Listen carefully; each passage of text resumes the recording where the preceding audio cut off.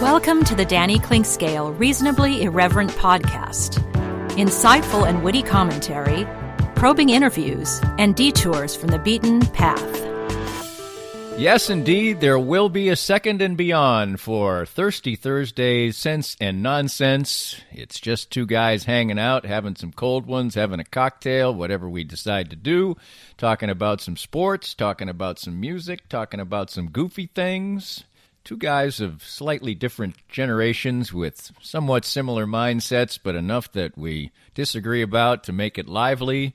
And also, as we've said before, each of us thinks quite highly of our own opinions, and when you get two guys who think they're the smartest person in the same room, well, bullets can fly.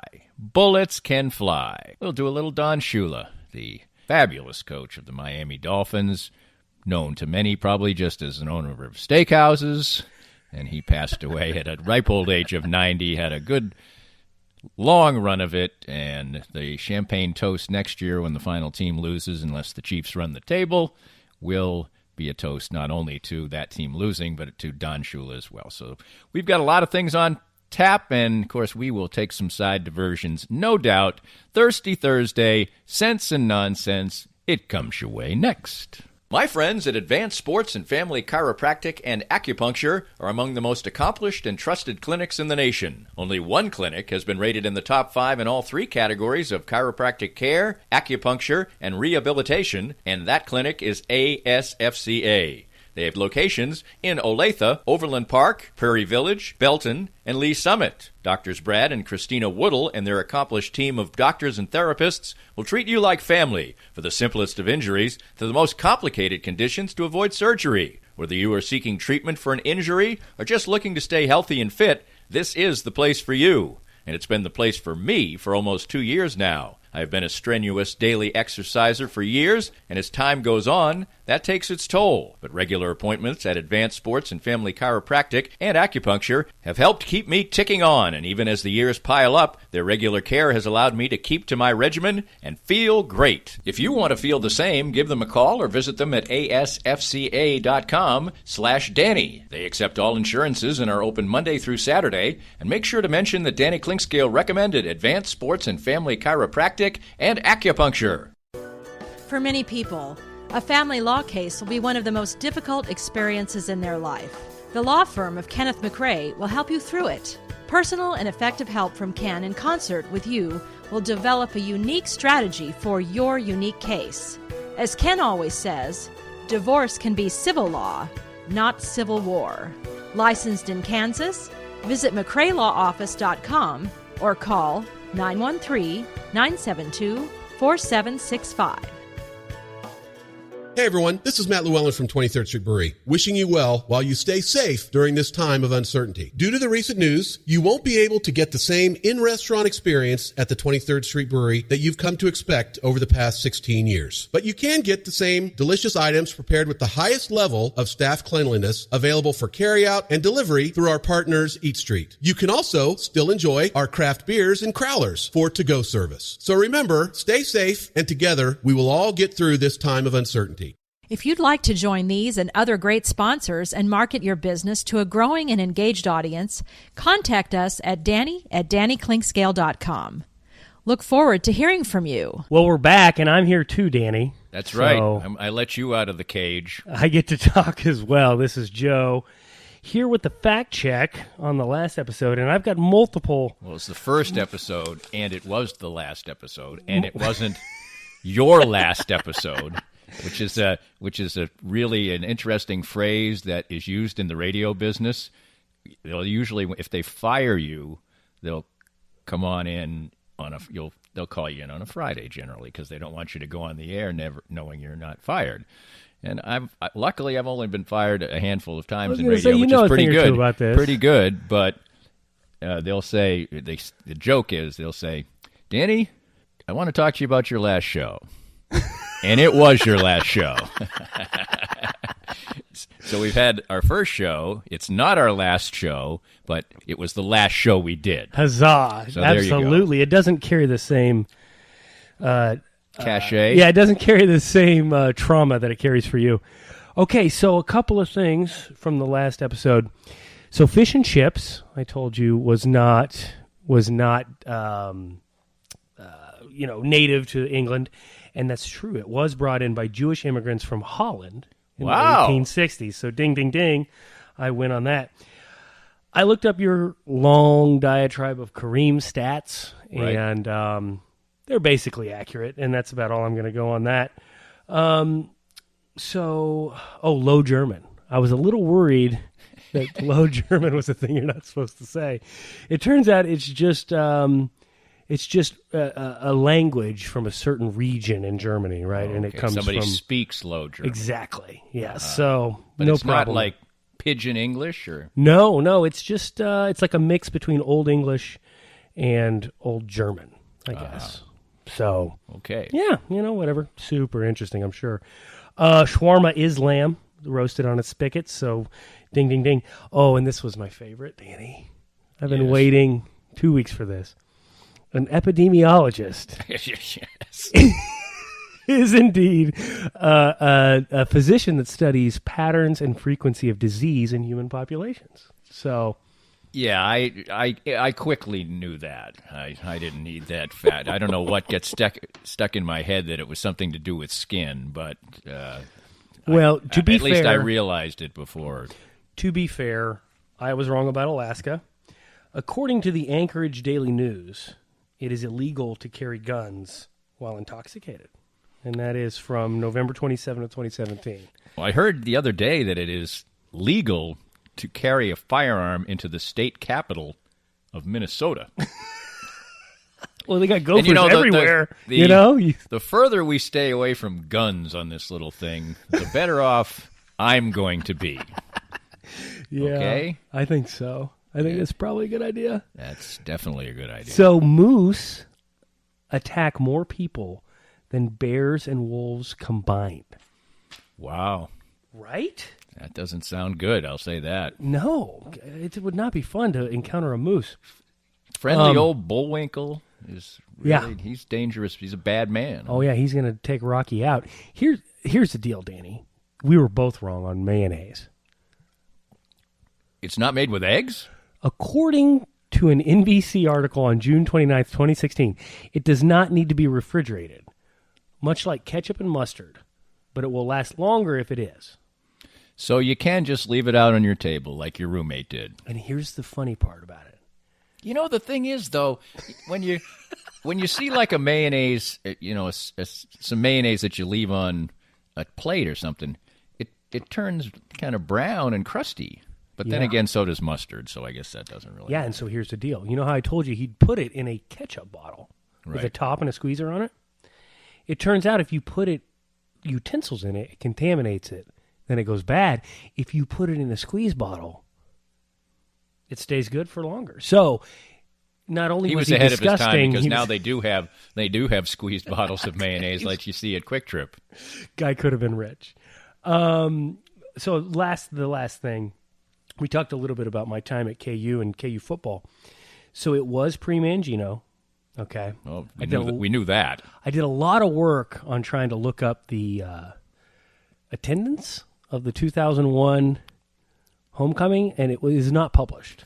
Well, until pretty recently, they used to estimate the attendance at Kansas games. I mean, it would always be like a round figure. I mean, this is not ancient history. I'm talking like up to, because they didn't draw a good crowd, so I don't think they really wanted. Didn't want to actually have a real ticket count, and so they would always say like 32.5, and I think into the 2000s easily this was done.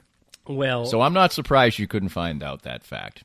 Well, you had brought up Tony Sands, and you were a little bit off on that. He was there 88 to 91. So That's a little bit off. about a decade off, although he was very impressive. 3,777 yards on 777 carries. Well, this is the span of time when I did not live in this area. I went back east in 1983 after college graduation, and I returned here in 1994, 4 or 5. So we played Oklahoma on that homecoming, and we lost 38 to 10. in the midst of a 3-8 season, and the head coach lost his job after losing to Nebraska the next week 7-51, thus ushering in the Mark Mangino era. So that was Terry Allen, right? Yeah. I played golf with Terry Allen once. Oh, really? In an event, yes. Very nice man, wonderful guy. And was he the current coach when you? He was. Golf with him? It was a fundraiser before the year, scholarship fundraiser or something like that, and I was a celebrity of sorts. So, yes, I played with him. And he's very important. Yeah, he. My favorite KU football bad story is when I was in school. Well, I was in school a long time, as we talked about last time. When I was first in school, we would always get beaten by Nebraska and Oklahoma, both. But we usually put up a fight against Oklahoma, and in fact beat them one time in 1975, I believe it was, 74, 75, somewhere around there. I had a blind date that night, so I didn't go out with all my friends and party because I had this blind date. Went nowhere. I should have gone out and got drunk, really. Missed that celebration. But we'd get trampled by Nebraska every time. And I remember this one time, it got to be 35, Dick. And I said, that's enough. So I'm out. And so I start walking out. It's 35-0. It's maybe early fourth quarter, late third quarter, whatever. And as I'm exiting the stadium, PA announcer, touchdown Nebraska, 42-0. Make it halfway up the Campanile Hill. Touchdown, Nebraska. By the time I got out of earshot of the PA announcer, it was 56-0. I think the final might have been 63-0. And I think in that game, the third-string running back went for 200 yards. That stuff would happen all the time against Nebraska. But for some reason, the games were more competitive against Oklahoma. Well, I was at a game one time, the first game that we beat Nebraska at Memorial. I don't remember what year this is. I might have been out of school. And these Nebraska fans came flooding out of the stadium. Oh, it used to look like a Nebraska home game. Oh, it was. And they just started slashing tires all the way down the street. I mean, it was just like a crime wave. They were just they couldn't fathom having lost to the Jayhawks in Lawrence. Oh, it was awful. Speaking of football, Don Shula, we lost Don Shula this week. Right. He was 90? 90, so 3-4 years younger than you. Just a handful of years older than me. So, fantastic chin Don Shula had. That's right. Right. And went to Super Bowl with 3 different quarterbacks, right? Oh, for sure. Well, he won, championship in Baltimore too, so. Oh, really? Yeah. He was a Baltimore Colts championship coach. I didn't know that. Yeah. And then he had a quarterback, Bob Greasy was his quarterback twice, but I think somebody was hurt one time, so he won with a backup quarterback. Yeah, they didn't play the sexiest football in the world. I mean, Bob Greasy threw 9 passes, I think, in the 8 maybe. Threw 8. Oh, wow. In one of the games they won in the Super Bowl. This is far before my time here, so I wanted to get your thoughts on this, or see if you had any. Well, I do have I was a Cowboys fan at the time. Big Cowboys fan until. Grew up in the Northeast, makes perfect sense. Yeah, I'm an Astros fan too. So, and I never set foot in Texas until well into my adulthood. So, should we talk about guns now? Because you're such a Texas guy. No, we shouldn't. But actually, probably my best memory is of the Cowboys beating Don Shula's Dolphins in the Super Bowl right before the undefeated season, which they kind of used as fuel for that next season. The previous year, the Cowboys had lost to the Colts in what was routinely called the Blunder Bowl. I think there were 9 turnovers in the game, maybe more. Oh, wow. And the Cowboys' defense played great, and offense was awful, and the game ended with, on a last-second field goal by Jim O'Brien, a straight-on kicker, by the way, kicked a 33-yard field goal. And Cowboy defenders, their offense had just killed them in the game. I think the final score was 16-13, I believe. And the game was a mess. And Bob Lilly, who was really kind of a mild-mannered man for a defensive player, like threw his helmet like 500 feet in the air. And it was bad. So anyway, the next year, Cowboys made the Super Bowl again. And we were supposed to, as a family, go to Grandma's house that day. I was very young at this point. And I feigned sickness so that I could watch the Cowboys play in the Super Bowl in the solitude of my own home, not have to maybe miss because it was dinner time or the pie was on the table or whatever. Who's the quarterback? Your Stabler or whatever? No. Stabler was the Raiders quarterback. Sorry. The Cowboys, what's his name? When they lost the Super Bowl, the bad one, Craig Morton played quarterback. And then when they won, Roger Staubach. Yeah, Staubach. That's what I'm thinking about. He was a fabulous quarterback. Oh, my mom used to go on and on about Roger Staubach. Well, he was a great quarterback to watch. There's no question about that. He ran around a lot and was kind of more of a modern quarterback. And he was famous for the 2-minute drills and winning games at the end. And the reason was he was a very modern football player and thought process with Tom Landry, because it was much like watching maybe Patrick Mahomes play, because not that he was Patrick Mahomes. Easy. But on the first play of the drive, they'd be like 1st and 10 at the 20 or whatever. They almost seemingly always had a 27-yard square out to Drew Pearson to start the drive, and then it was sort of easy pickings from there. So he was a great player. Because this is three snaps in a cloud of dust football. Like they don't see the pass coming on first down. No, not really. The Cowboys were a pretty modern football team. Tom Landry was kind of an offensive genius type of guy, and it was one reason I liked the Chiefs when I was young too, because the Chiefs did a lot of the same things that the Cowboys did. The offensive linemen half set, and then they rose up. You may have seen old film of that, of the Chiefs. Hank Stram, I think, pretty much stole that from Tom Landry. But anyway, they both played kind of modern-ish football, even if they, didn't throw the ball around like they did today. So I was kind of a Chiefs fan. The Chiefs were my AFC team, because I'd watch them from the East, and the stadium looked cool. George Toma did the field, so it was really cool. I have one question about all of this. Yes. What does this have to do with Don Shula? Because we beat his ass. Well, Don Shula was famous for being the coach of the Dolphins, and dolphins are very smart animals. Oh, so what is this going to happen with Don Shula? What, you're a dog lover, right? Yes, very much. Right, you love your dogs. I love my dog. Sitting right here, smiling at me with his ball, wanting me to throw it. But my question was, what is your favorite animal? What do you think is the smartest animal, and why? I don't muse about this very much. I like dog. Well, I'll go in this direction.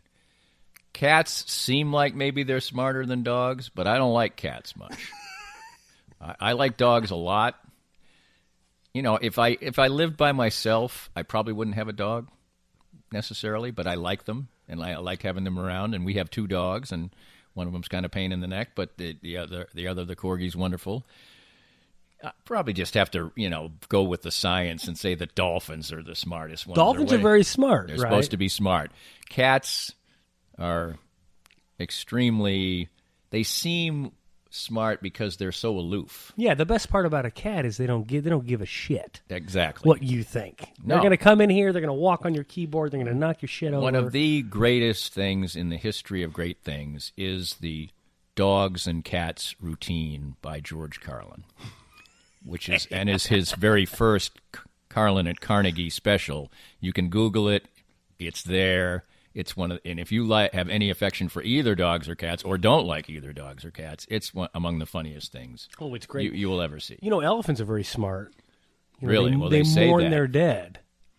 Have you seen this? Yeah. They have I think I have seen that. They walk around, and they cry, and whales are smart. Dolphins are smart. So are these one of the animals? Do they actually shed tears? That's always an argument as to whether certain animals can actually have tears. Yeah, I don't know. Like alligator tears is a phrase, but do they actually? I don't know that alligators cry.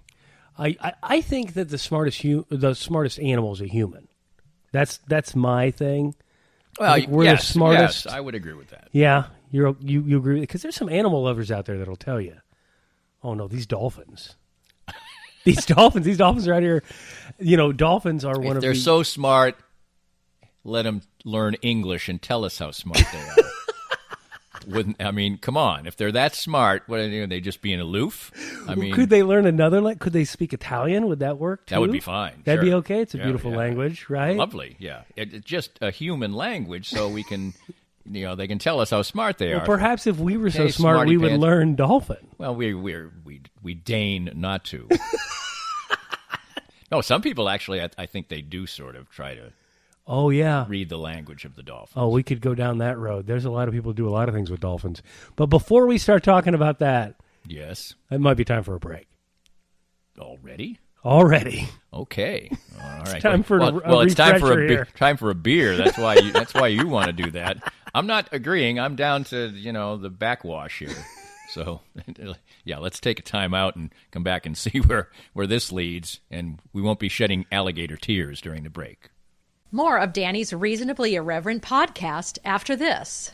Cinematic Visions has been an affordable solution for professional media production in Kansas City since 2003, offering award-winning video production and creation, as well as a wide array of digital and social media management services. From planning, scripting, filming, editing, and post-production, to delivering your product to a watching world, Cinematic Visions will provide professional and affordable services for you and your business with the necessary return on investment to make it all worthwhile. Cinematic Vision's goal is to unlock the power of storytelling through video and a strong online presence for your company. Beyond the numbers, they want to inspire and evoke your clients to feel and act.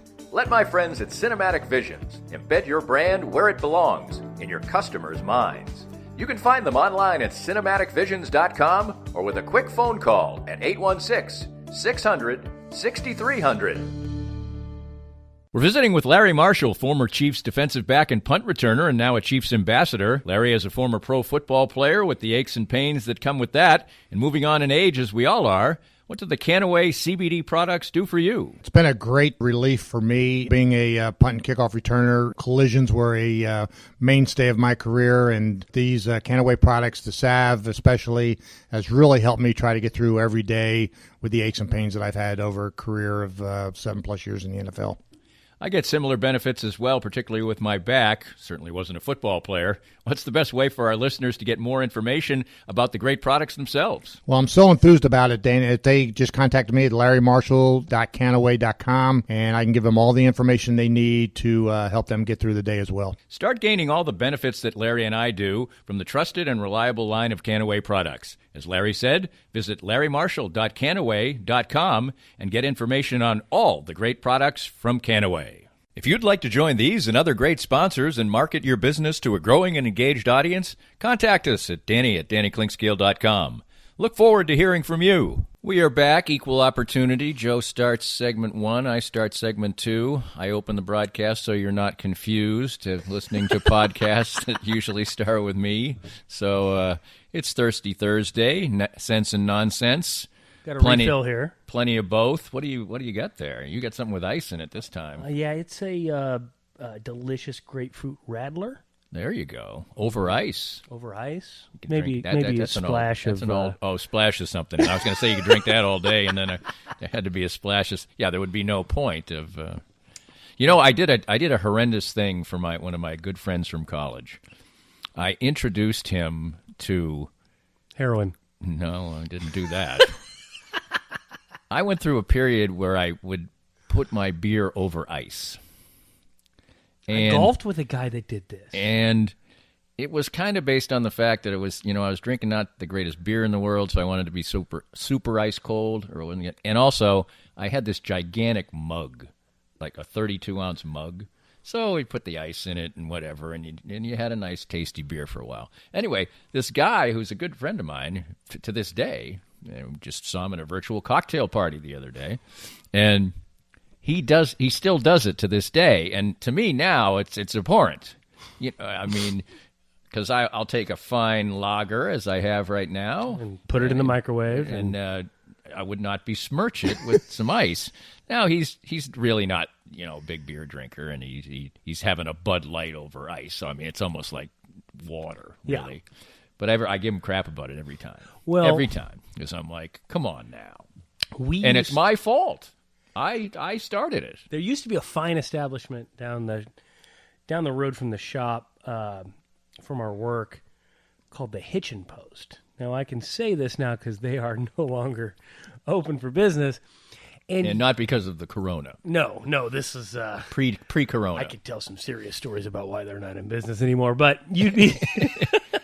The upshot is they're not in business. The old Hitchin' Post, but it was is great. Not there. It was like a couple trailer houses stuck together, and they had a deck, and you'd go out on this deck and you'd order a pitcher of beer, and it would start to get warm or whatever, and they would come out with a Ziploc bag of ice, and they would unceremoniously, without asking, drop it into your pitcher of beer. Really? And it's like, how did they empty the ice into it, or did they drop the bag into it? Drop the whole bag in there. Well, that's better. I mean, assuming the cleanliness of the bag is not a But at least they're not diluting the beer. They're not diluting the beer, but, like, you got to understand the place we're talking about here. Like, health standards be damned. Like, how clean can this Ziploc bag be? I'd say if you had entered the old Hitchin' Post, you ought to not worry about said things. That's right. You could have gone somewhere else. You could have gone to some fancy schmancy. But it was on the way home. So sure. Yeah, I golfed with a guy. Are you like a tomato beer man? Did you ever do that? See, my grandpa was a tomato beer guy. I'm not a tomato beer Really? guy. I thought you were going to go yes on that. No, I used to go to... Man of your age. What's the bar on Mass Street that's famous for the tomato beer? Still lasts to this day. The Harbor Lights. Harbor Lights, yeah. Yeah, we used to get still fish open. bowls of beer there, yeah. And a lot of people used to drink the tomato beer there. But I never went for it. I see it at the store still. They have the Clamato. Clamato, yeah. Clamato. Which sounds, you say Clamato, I say Clamato. Here's the thing. I love tomatoes. I'm a big fan of ketchup. I get a frown there. Not a big fan of ketchup. Oh, see... I'm not one of those guys that eats it on everything, and if you put... Like Pat Mahomes? Yeah, but if you put ketchup on my steak that I cook you, then you can just get out of my house. Okay? I'm with you there. Get out of here. I worked hard on that, and it is delicious, and it does not require ketchup. Anyway. I think isn't it like sort of borderline offensive even to put steak sauce on a good steak? Correct. I would say so. So you've been around when I've been running the grill. And I have. It is, it's an operation. I put a lot into this. Well, yeah, and you were the one I've seen you operate the grill once, and you were not happy with the outcome of the steaks. No, that day. I was not happy with it, and it was still better than the best steak you can buy at a restaurant in this town. So don't put ketchup on my daggum steak. But anyway, back to tomato-based products. I'm a fan of chili. I'm a fan of ketchup. I'm a fan of tomato soup, good tomato soup. Tomato juice, get out of here with that. It's gross. I can't drink Bloody Marys. I can't have tomato beer. I don't know what it is. It's just gross. Bloody Marys seem to, they seem to be sort of one of those things that if you have like the greatest Bloody Mary ever made, it's wonderful. And then you go back and you have another one, and you're like, what was I thinking? I think it's maybe whatever level of Tabasco or however people do it. And the other part is that, I'm not much of a drink your hangover away guy. Because I was a runner forever, and I ran first thing. So You're more of a run your hangover away kind of guy. Yeah, that took, the first mile might suck. Yeah. But after that, you were fine. Can I ask you a personal question about being a run your hangover off kind of guy? Right. How many times did you crap your pants running your hangover away? I never crapped my pants. I did in the dark at 4:30 in the morning one time crap in a snowbank. I did do that. Did you dig a hole first? I think yes. But it was more like just a quick relief. Just to fire it out. Well, the thing is, you always there was an emergency situation. Normally, if you had to take a crap, you make sure you get that done before you go take a run. Well, I was up super early. My brother was coming to town that day. And Give me a location. Were you in Kansas City here? No, we're in Utica, New York. Okay. And so we were going to go play golf right afterwards. And so I didn't have time to wait to get the morning constitutional done. Moving, yeah. So I ran a long way then. I was running like 7 or 8 miles. And I got like 4 miles out, and I was like, do or die. Now, thank goodness, it's like pitch dark and there's nobody out. So anyway, there was a snowbank that was besmirched there for quite a while. Oh my gosh! So that Is was this on a residential street? Yeah, but there's it's 4 a.m. or earlier maybe. So it didn't really matter. Just you and the It sounded paperboy. like you were asking the question like you did this. Did what? That you crapped your pants. Well, first of all, who hasn't crapped their pants? But second, Wow. I mean, George Brett, etc. But no, I've never been a runner, Danny. I only run when I'm chased. And so You said this as if, this was a personal experience. No. I don't know why. Have you heard that? Oh, yeah. You've heard about people having to do it Oh, mid-run. yeah. Well, there's a very famous story. Do you remember the marathoner Greta Waitz? 0% chance I remember that person. She was like the greatest marathoner, maybe in the 80s, I think. And she won the New York City Marathon multiple times. Is this the one that got in a car and drove? No, the finish she line? didn't cheat. That was the Boston Marathon, and it was, I think, Rosie Ruiz was her name. Anyway. Ooh la la. With the memory over here. So my sister is a runner and a very active person too, but she's an extremely funny person and she has very particular personal hygiene. Anyway, Greta Waitz is going for her, fourth straight New York City Marathon, and like halfway through the marathon, it's on, and she craps herself And just keeps running?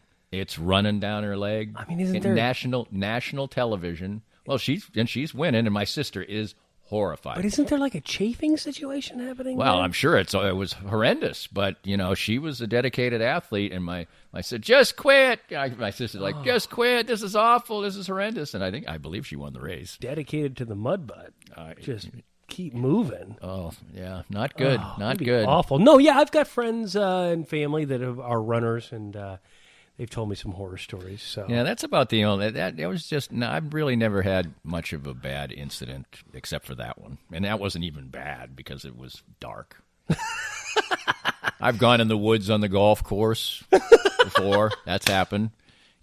Just so happened that you were at the point furthest from the clubhouse, and I was a walker. Are you wiping with your sock at this point, or what? No, are you that doing? would be X underwear. That would be underwear in the woods at that point. Oh, Danny, I work in the service industry, and I'm out and about all the time. Yes. So I have to use public facilities a lot. That doesn't sound ideal, No, it stinks, and so so to speak. yeah. So you got to find places, and I've found if you're ever, I'm going to give away one of my big secrets here. Uh-oh. Okay, Sounds good. put this in the vault.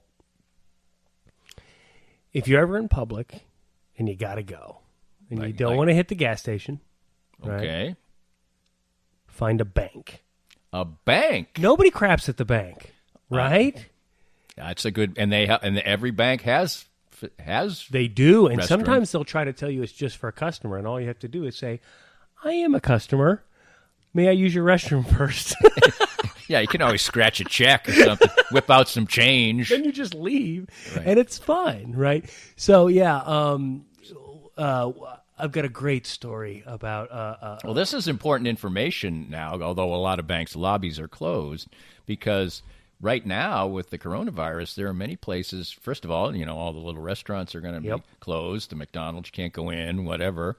And, and other places have just closed their bathrooms and aren't letting them be used. So, maybe Danny, your average bank or car dealership. I ate at a diner counter the other day. I sent you a picture of Yes, my you did. fish and Yeah. chips that I was having. Yeah. That was in... I think it still says nice on my phone, and I didn't send it. I believe I did press send. It is. It was in Vassar, Kansas, maybe, or somewhere way That out. sounds right, because I saw you the other day when you were doing some. Oh, that's right. Yeah, I saw you the other day, and you said you were headed for Vassar. Yeah, it was. I was pulling through town trying to find somewhere to eat. Everything's closed, and this diner says Open. dining room open. Wow. So I got my phone out and I Googled dining room open because I forgot what that meant because it's been so long since I sat in a damn restaurant. And I went in and had some delicious fish and chips, and it was great. It was their first day open. Right. It was a day you could reopen, and if it was in a little town, they probably could adhere to the less than 10 people. Oh yeah, I was the only one in there. And then I just covered myself in hand sanitizer when I got back out to the truck. So that was great. How did we get off? So how was the small town fish and chips? Oh, it was really good. Was It was really good. And they had the vinegar. I asked first. Would you have ordered fish and chips? I said I would not have. No, I said Darlene because her name was Darlene. No. It sure was. Couldn't have been. It sure was. I said, darling, do you have malt vinegar to go with this fish and chips? And she goes, I do. And I said, is your fish and chips any good? And she goes, well, honey, I don't like fish. But people say it's good. And I said, okay, sounds great. I'll have the fish and chips. Bring me some vinegar. It's just so routinely said. And it really kind of galls me when people just all flippantly just go, I don't like fish. Now, I get it from the standpoint that probably early in their life they had some really crappy fishy fish that grandma made or something. Mm-hmm. But, I mean, you can have fish that has literally almost no flavor, to the point where you got to put lemon on it or you have to put a good batter on it. Yep. I love swordfish, but you need to grill it and put some good spice on it because it's very, very mild whitefish. Yep. Like maybe less flavor than chicken. Yeah, it's because of the smell. I imagine that's true. I go to that Asian market downtown in the River Market and buy seafood.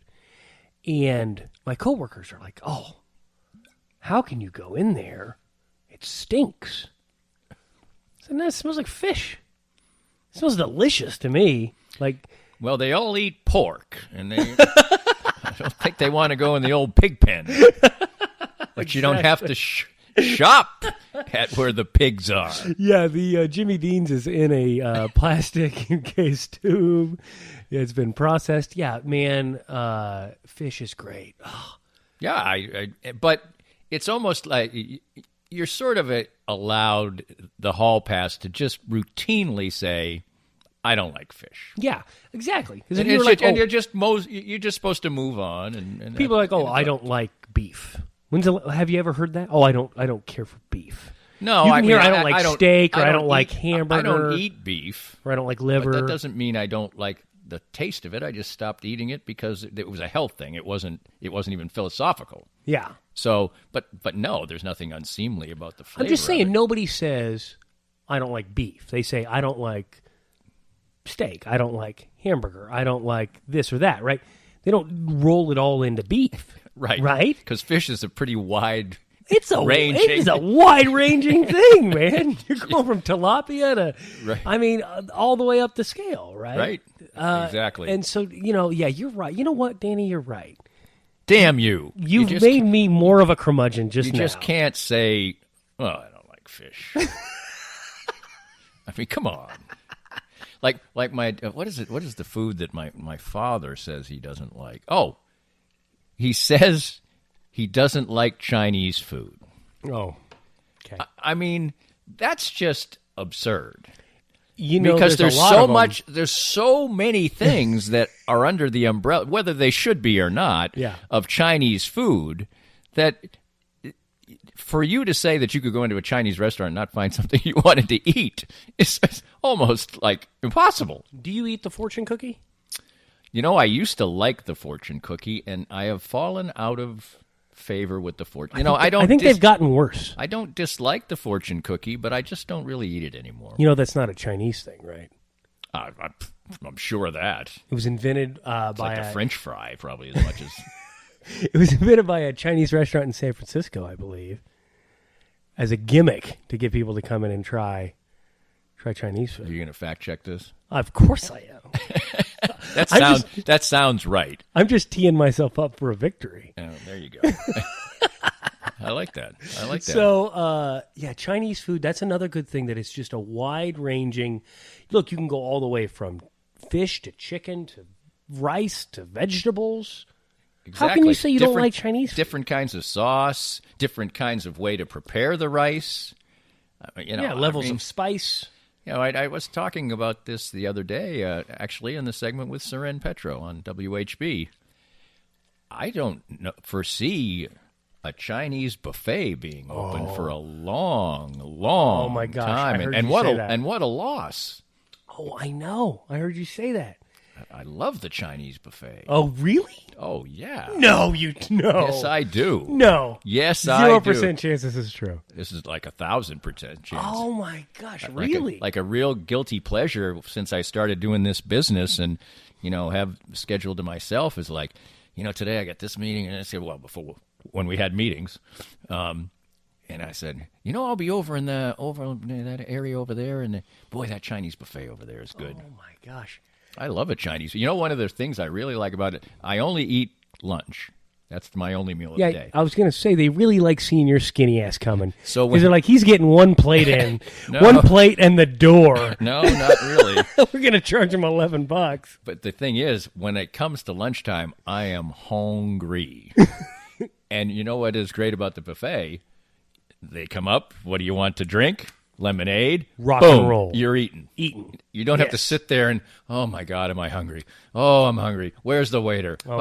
It's like it is on right then. That's my least favorite part about dining is the whole waiting and the ordering and all of this. This is why I like Chinese buffets. It's also why I like sushi. Right. Not only because it's sushi delicious. Takes some time. No, you want to know the ordered sushi the edamame? trick? You want to know the sushi trick? What's that? You go in at 11 to eat lunch. I eat lunch at 11. All right. I'm a notorious early lunch eater. You go in at 11, nobody's in yet. You walk right past the hostess. You sit down at the bar, the sushi bar. Right. You immediately order your order from the sushi chef. You're eating in 3 minutes. Wow. You're at the door in 10, check paid. See you later. See, we're the opposite in the fact that since the lunch is my only meal, I really try to kind of put it off as long as I can because, So is it your only meal by choice? Yeah, it's my only meal by choice. Okay. I had to, we don't want to. This is a topic for another podcast. It's too long. I actually gained weight remarkably easily when I was young, even after I started exercising a lot, and so I had to develop a plan. For a while, I was on and I'm not going to go into all the details today. I was really on the Bill Snyder plan. I didn't eat all day, and then maybe I'd have a little something. That's what Bill Snyder did? That's what he did. Yeah, the man didn't eat all day. No. You didn't know this? No, tell me this. Tell me the story. Oh, everybody. Well, I mean, Bill Snyder's the wizard. All the K-State fans are going, come on, man. The man he didn't used to eat. Real quick, before you start this.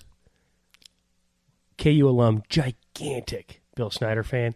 I would go to K-State games with my father-in-law, and all these, towards the end, everybody's like complaining about Bill Snyder. I'm like, you guys have no idea what you have. Whatever he says is right, and just shut your mouth. Well, I wouldn't be surprised in that case if there were K-State fans who, didn't eat all day, and then he'd order a sandwich or something literally like at 11 o'clock at night. Really? No food, like all day. And I kind of did that for a while, but then I got tired of that. But anyway, I kind of it's in the middle of the day. Maybe I'll have a little snack later on. But yeah, that's my only full meal. Although probably now ever since I had cancer, I can eat a little bit more. So I'm trying to do that. A friend of mine was a coach at KU, and he went on the coffee diet, is what he called it. They'd start practice at like 4 a.m., and he would drink coffee all day, and then he would have dinner. And I asked him one time, I said, Rob, is that healthy for you? And he goes, I don't know, man, but I'm losing weight. We're gonna have to, as usual. We've gone on. We've ranted on. You haven't even got to Stanley Kubrick yet, which is what we're going to talk about. That's what we were going to talk about. Yeah, maybe we'll do that next time around. But anyway, and now I've forgotten what I was going to talk about. Oh, every diet works. That's the point. Now, they may not be healthy ways of eating, and you really are going to gain the weight back, but all these diets they come up with work. I mean, what's a sillier thing than, the all meat? Without the you see the people with the burger and there's no bun. I've done that. It worked for me. Yeah. All these diets will work to make you lose weight. What you need to find is a life plan. Yep. That's however odd my life plan is. It works. I didn't know we were aligned on this. What do you mean, that all diets work? Yeah, no, that you need a life. You need to find a way that you're comfortable eating that you can do all the time. Exactly. And so the word diet actually means what you eat every day. Right. It's become going on a diet. Exactly. It's become this, like, what is that, a verb? I'm bad at grammar. It's become a thing that you do rather than a thing that is what you do every day. You are. Right. Yes, exactly. Well, the reason I came up with this diet plan for my life is because I hated going on a diet. And I was a very good dieter. Yeah. But I would just gain the weight back, would celebrate with my go to the Pizza Hut buffet. Yeah. That was the end of the diet. And then I'd gain the weight back, and I get sick of it. And so I said, I got to come up with something that I can do all the time so I don't have to drink V8 and eat celery sticks for a month. The first 30 years of my life, my diet was metabolism, God-given. Right. And then after that, I tried a bunch of things. And, I have first breakfast at 6. I got second breakfast at 9. I got small meals. Lunch at 11. I got second lunch at 2. Wow. Right. Then I go dinner at 5, 6-ish. They say 6 small meals. I go 5 small meals. And they really are small because you're in good shape. Yeah, I'm not in as good a shape as I used to be, but yeah. You get older and it's harder. But yes, small meals, My biggest meal is my 11 o'clock lunch because I'm worn out by then. I've been working. I get more done by 11 than a lot of people get done all day. And by 11 o'clock, I am smoked. And so, like, a good solid meal at 11, 2 o'clock meals, fistful of cashews, maybe some vegetables or something, That's not really a meal, but it is. You get 250 calories, 250 calories. That's a meal. That's a small meal. Right? That's a small meal. One. And then you go, you have a good solid dinner. Nobody cares. The point is, what is the point? The point is that you can't say you don't like a food when it's a broad food. You can't say you don't like fish. You can't say you don't like Chinese food. How about my mom? My mom is the only, and I'll finish with a beer anecdote about food. My mom is the only person I've ever heard, and I imagine there's others. My mother doesn't like pizza. Have you ever heard of anyone who doesn't like pizza? My dad doesn't like pizza. Wow. Isn't that weird? That's amazing. It's everybody likes. How do you not like pizza? It's like the food that you can serve. At its simplest form, it's just bread with tomato sauce. They used to actually have this thing in Utica, New York that I referenced before. It's called tomato pie. And it was an Italian thing. And all it was a big crusty bread with pizza sauce on it. That was it. And they sold it. Sounds amazing. And they sold it in convenience stores in a nice big block. It was called tomato bread. Yeah. Yes. But here's the rub as well. My sister, who I referenced before, my youngest sister of 2, workout warrior to this day, does boot camp, and she wanted me recently, hey Dan, you're getting up early in the morning. I've heard here, you got to get off and going off to work. Why don't you do our virtual 5 a.m. boot camp? I'm like, no. Sounds great. No chance. I like to work out, but nay. Anyway, at one point, I like to have some beers. I have a family of general teetotalers. We have a big family. Me too. And so I would often be sitting around watching television with them, drinking beer. And my sister and I have this, workout regime. And I was running 50 miles a week then and not eating much. And my sister looked at me at one point and said, Dan, people in my family all call me Dan. I don't like the name Dan, and they all call me Dan. Okay, Dan. And she looks at me and she goes, Dan, you could eat a little bit more if you didn't drink beer. And I paused. And I said, and your point is?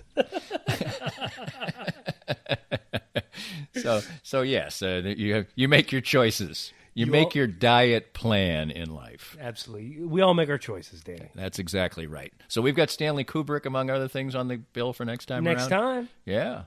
So how was your Rattler? It was delicious. It was delicious. How was your lager? My lager was excellent, and it's about to be, it was excellent. So here, let's raise a toast. Let's clink a glass. And Clink and Joe say mañana. We hope you enjoyed the latest Danny Clinkscale Reasonably Irreverent podcast. Come back soon for something fresh and new. This podcast was made possible by our great sponsors like the law offices of Kenneth McRae, developing a unique strategy for your family law case. Divorce can be civil law, not civil war.